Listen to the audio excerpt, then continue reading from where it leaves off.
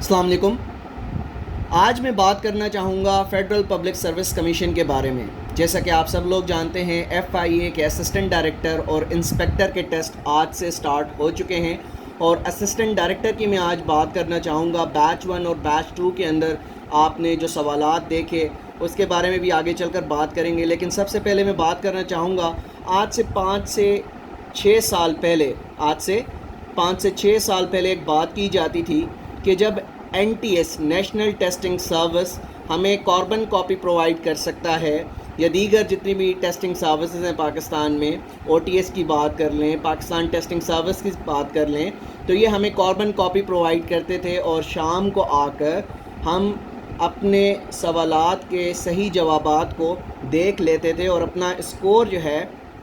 वो हम काउंट कर लेते थे कि हाँ, आज के टेस्ट के अंदर मैंने इतना स्कोर किया है। तो बहुत ज़्यादा एहतजाज किया गया, बहुत ज़्यादा प्रोटेस्ट किया गया, जिसके बाद फाइनली ग़ालिबन 2021 से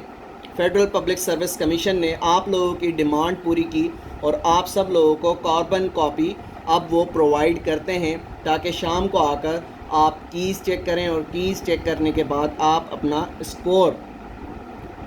पता कर सकते हैं कि आपने आज कितना स्कोर किया। अब सिलेबस की बात कर लेते हैं। जब भी federal public service commission FPSC कोई जॉब अनाउंस करता है और जब हम उस पर अप्लाई कर देते हैं, अप्लाई करने के बाद 15 से 20 दिन के बाद FPSC अपनी वेबसाइट पर सिलेबस हमें दे देता है और वो बता देता है कि पार्ट 1 जो सब के लिए एक जैसा है, चाहे वो किसी भी डिपार्टमेंट का टेस्ट हो, अंग्रेज़ी से आपसे कितने सवालात किए जाएंगे, अंग्रेज़ी से आपसे 20 सवालात किए जाएंगे और इवन टॉपिक्स भी बता दिए जाते हैं जो टॉपिक्स आपने पढ़ने होते हैं, ग्रामर्स के हवाले से या सेंटेंस स्ट्रक्चर के हवाले से, एंटोनियम सिनोनिम्स आपने तैयार करने होते हैं। तो वो एज़ इट इज़ जिस तरह से दीगर डिपार्टमेंट्स के टेस्ट होते हैं उसी तरह ये जो सेक्शन होता है ये सब के लिए यकसां होता है, जिसको तैयार करना बहुत आसान होता है कि आप चंद एक रूल्स पढ़ लेते हैं, ठीक है, 4 से 5 टॉपिक्स जो दिए गए हैं FPSC की कोर्स आउटलाइन में उसको अच्छे तरीके से तैयार कर लें तो 20 में से आप आराम से 18 स्कोर कर लेते हैं। और जब बात करता हूँ प्रोफेशनल टेस्ट की, ठीक है, जिसमें आप नाम दे दें FIA का जो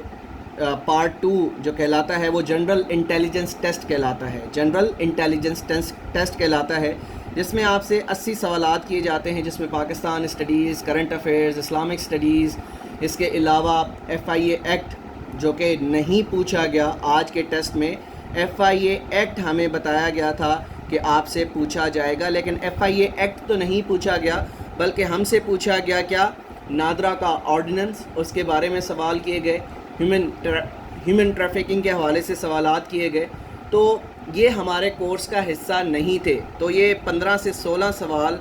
जो एक बहुत डिफरेंस क्रिएट करते हैं आपकी मेरिट पर, उस पर बहुत असर पड़ने वाला है, ठीक है। तो अगेन जिस तरह हमने एहतजाज किया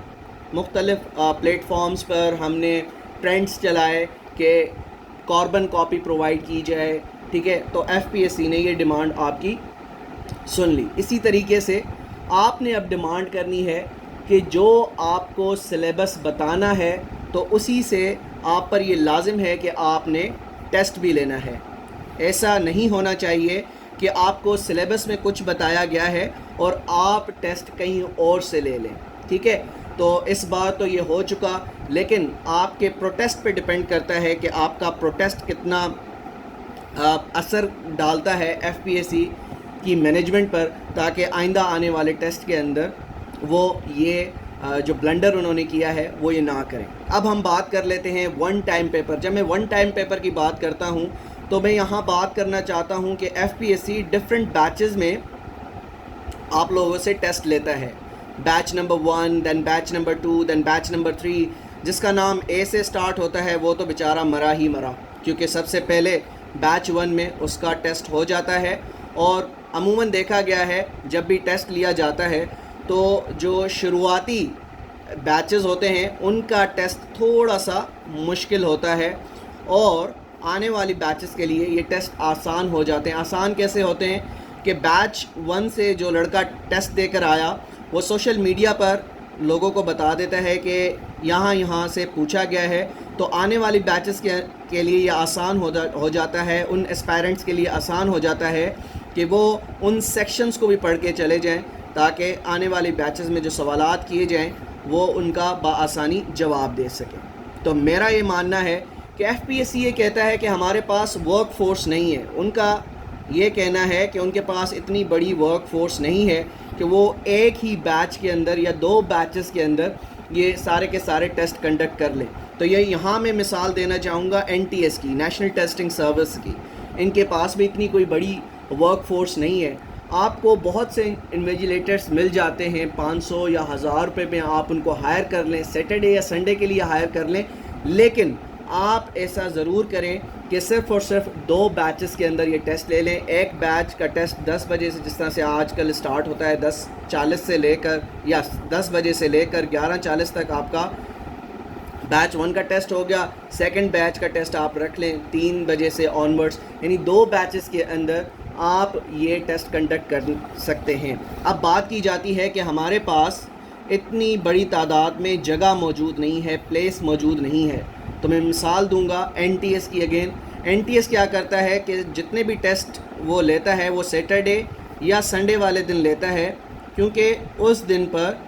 جو اسکولز ہیں آپ کے وہ بند ہوتے ہیں، جتنے بھی اسکولز اور کالجز ہیں وہ اس دن بند ہوتے ہیں، ٹھیک ہے، ان کو وہ کیا کرتا ہے، رینٹ پے کر دیتا ہے۔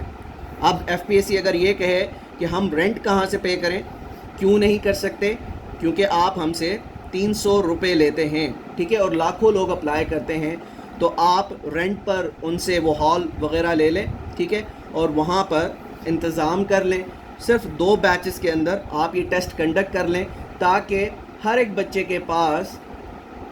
یکساں مواقع ہوں کہ وہ میرٹ لسٹ میں آ سکے۔ تو یہاں پر اکثر یہی دیکھا گیا ہے کہ جو بیچ 1 اور بیچ 2 والے بچے ہوتے ہیں، ٹھیک ہے، وہ کمپیٹ نہیں کر پاتے بیچ 3 اور بیچ 4 والوں کے ساتھ۔ تو اگر آپ کو میرے پوائنٹ آف ویو سے